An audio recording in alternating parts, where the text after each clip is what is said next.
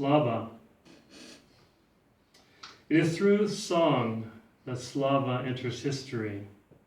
In the dusk of this room, he moves to the wooden player with his carved fretwork and lifts the lid and starts the record spinning. The stylus trembles as he guides it to the dark grooves. He returns to his chair and reclines his head and breathes deeply among the hung photographs of family gone long ago. At first the hiss and pop, and then a static pause before the needle finds the song. A melancholy piano prelude, and then a male voice deep and sepia-toned with sadness. Vadam Kozim. The projector behind his eyes begins to roll, and then Slava is in a tiny kitchen of his past. Jars of pickles floating green and fetal, odors of cabbage and onions and herring. His mother is frying sweet blini on the stove, wiping the fullness from her eyes with the backs of her hands. Vadam Kozim on a transistor radio no bigger than a fist, the sound tinny and aquatic.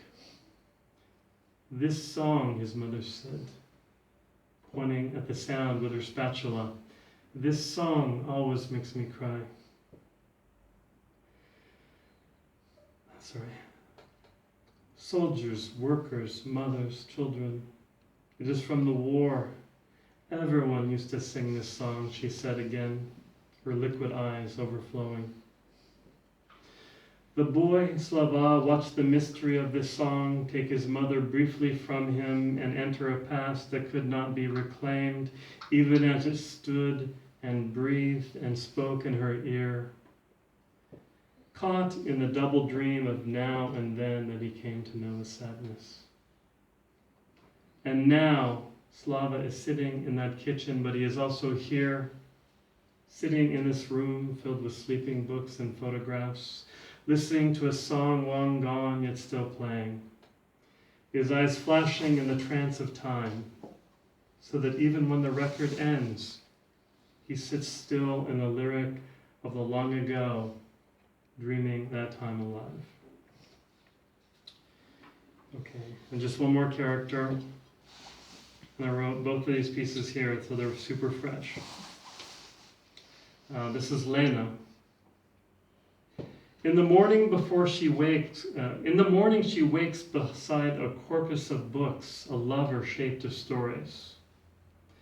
The night before, she had been unable to decide on one, and so had taken all of them to bed.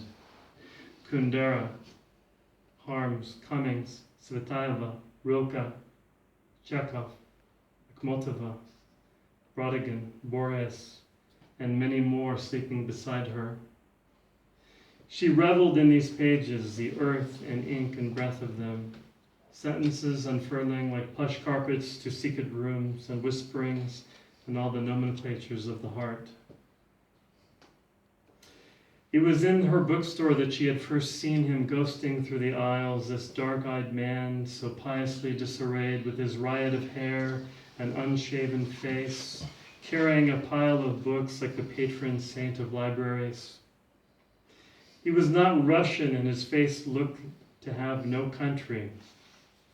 He perused the English language section almost daily, sliding books from the shelves with the tips of his fingers and opening them like fragile relics, savoring the stain and their heft, a man of books. She wondered at his thoughts. At the counter, he never spoke but fumbled through a wad of rubles with nervous fingers, disappearing like a spook through the door. One day she couldn't help herself and spoke. "Is it possible you're reading all of these books," she said, "or burning them for fire?" His eyes flashed quickly, and he returned to counting coins and placing them on the counter. He said nothing. "Can you speak in English?" she said. He blinked hard and stared with eyes dark and round as something nocturnal. "I can," he said, "thank you." Then he placed the remaining rubles on the counter and took his books and walked into the street, where she watched him enter the stream of people and become anonymous. All right, thank you.